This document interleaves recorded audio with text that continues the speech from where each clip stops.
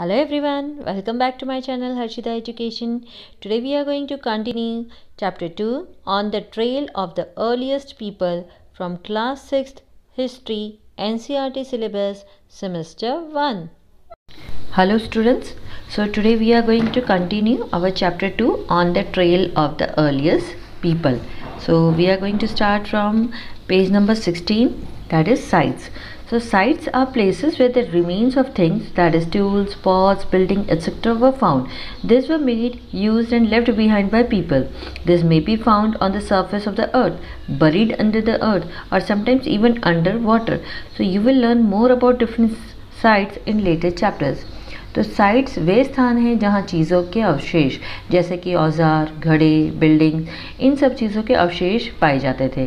तो ये लोगों द्वारा बनाए जाते थे, इस्तेमाल किए जाते थे और फिर उनको पीछे छोड़ दिया जाता था। तो ये पृथ्वी की सतह पर पाए जाते थे, इवन ये पृथ्वी के नीचे यानी धरती के नीचे, कभी कभी पानी के नीचे भी पाए जाते थे, दबे हुए मिलते थे। तो बाद में जो चैप्टर्स हम पढ़ेंगे तो उनमें हम अलग अलग साइटों के बारे में और भी ज़्यादा जानेंगे। Next is making stone tools, यानी कि पत्थर के औजार बनाना। तो stone tools were probably made using 2 different techniques. तो पत्थर के औजार संभवतः अलग अलग 2 तकनीकों का उपयोग करके बनाए जाते थे। The first is called stone on stone. Here the pebble from which the tool was to be made, also called the core, was held in one hand. Another stone which was used as a hammer was held in the other hand.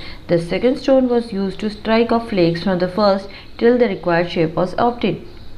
तो पहला जो है वो पत्थर पर पत्थर कहा जाता था। इसका मतलब पत्थर जिससे टूल बनाया जाता था उसे कोर कहा जाता था, जिसे एक हाथ में रखा जाता था। दूसरा पत्थर जिसे हथौड़े की तरह इस्तेमाल किया जाता था, दूसरे हाथ में हथौड़ा पकड़कर पहले पत्थर को इस तरह मारा जाता था कि जब तक दूसरे पत्थर का परफेक्ट आकार नहीं आ जाता तो तब तक इसे मारा जाता था। Second is pressure flaking. Here the core was placed on a firm surface. The hammer stone was used on a piece of bone or stone that was placed on the core to remove flakes that could be shaped into tools. तो दूसरा जो है वो है pressure flaking. तो यहाँ पर core को एक कठोर सरफेस पर रखा जाता था। हथौड़ा था, हथौड़े के पत्थर को हड्डी या फिर पत्थर के टुकड़े पर इस तरह रखा जाता है और उसको आकार दिया जाता था ताकि उसमें से जो एक्स्ट्रा जो फ्लेक्स है वो निकल जाए और एक परफेक्ट उसको शेप मिल जाए। Next is finding out about fire, यानी आग के बारे में पता लगाना। So find the Karnool caves on map 2, that is page number 14. Traces of ash have been found here. This suggests that people were familiar with the use of fire. Fire could have been used for many things, as a source of light, to cook meat, and to scare away animals. So what do we use fire for today? तो map 2 जो आपने page number 14 में देखा था, तो आपको उसमें क्या करना है, कुरनूल की गुफाओं का आपको पता लगाना है। तो यहाँ से राख के निशान मिले हैं।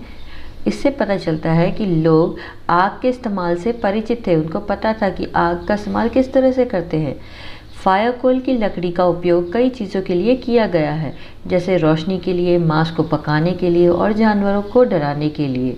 तो इन सब चीज़ों के लिए जो ये लकड़ी है, मतलब आग का उपयोग किया करते थे ये लोग।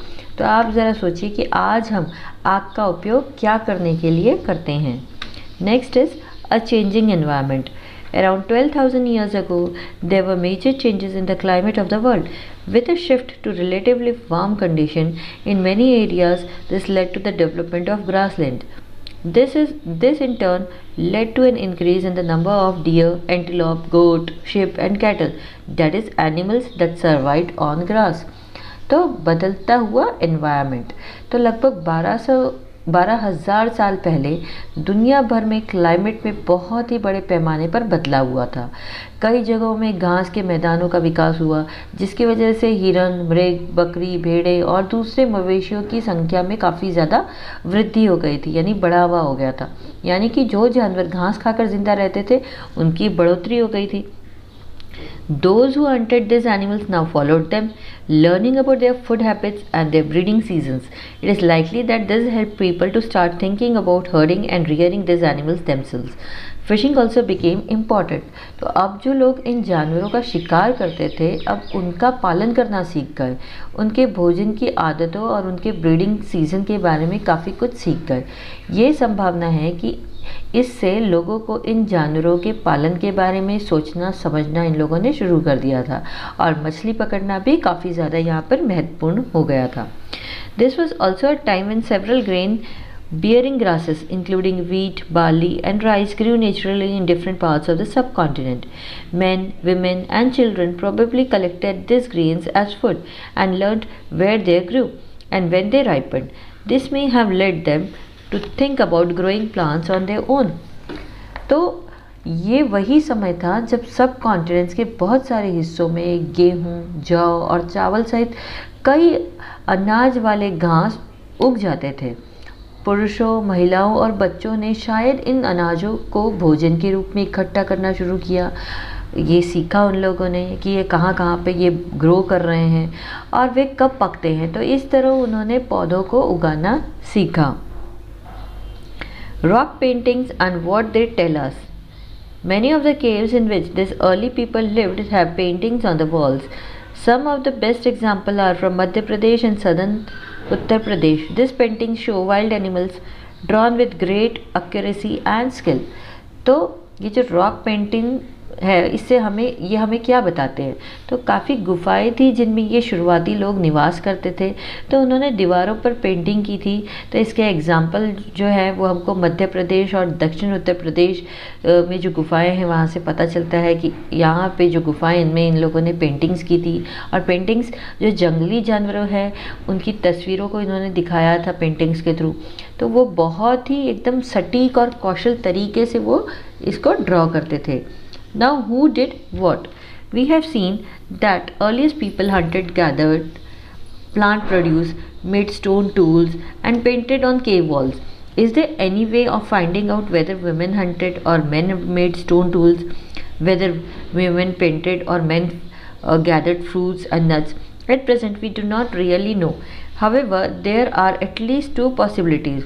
It is likely that both men and women may have done many of these things together. It is also possible that some tasks were done only by women and others only by men. And again, there could have been different practices in different parts of the subcontinent. तो किसने क्या किया? तो हमने देखा कि सबसे पहले लोगों ने जो चीज़ें हैं उनको इकट्ठा किया, जैसे पौधों की उपज, पत्थर के औजार उन्होंने बनाया शिकार के लिए, फिर उन्होंने जो गुफाओं की दीवार थे उस पर चित्रकारी की। तो क्या और किस तरीके से उन्होंने ये किया, मतलब उन्होंने औरतों ने किया कि पुरुषों ने किया है, तो ये अभी हम देख रहे हैं। क्या महिलाओं ने शिकार किया या फिर पुरुषों ने पत्थर के औजार बनाए, या फिर महिलाओं ने गुफाओं में चित्रकारी की, या फिर पुरुषों ने फलों को इकट्ठा किया। तो वर्तमान में हम वास्तव में नहीं जानते हैं कि क्या हुआ। तो कम से कम दो संभावनाएं हो सकती हैं। पहली ये संभावना है कि पुरुषों और महिलाओं दोनों ने एक साथ कई कार्य किए होंगे। यह भी संभव है कि कुछ कार्य केवल महिलाओं और दूसरों द्वारा केवल पुरुषों द्वारा ही किए गए होंगे। और ऐसा भी हो सकता है कि सब कॉन्टिनेंट के अलग अलग हिस्सों में अलग अलग प्रैक्टिस हो सकती है, अलग अलग जगहों पर अलग अलग तरीके से लोगों ने काम किया होगा। Ostriches in India. ऑस्ट्रिच को मतलब हम बोलते हैं शुतुरमुर्ग। The ostriches were found in India during the Paleolithic period. Large quantities of ostrich egg shells were found at Patna in Maharashtra. Designs were engraved on some pieces, while beads were also made out of them. तो भारत में palaeolithic period के दौरान ostrich पाए गए थे। तो महाराष्ट्र के पटने में बड़ी मात्रा में शुतुरमुर्ग के अंडे के छिलके पाए गए। कुछ टुकड़ों पर डिज़ाइंस बनाए गए थे, जबकि मोतियों को भी इससे बनाया गया था। तो a closer look, Hongxi.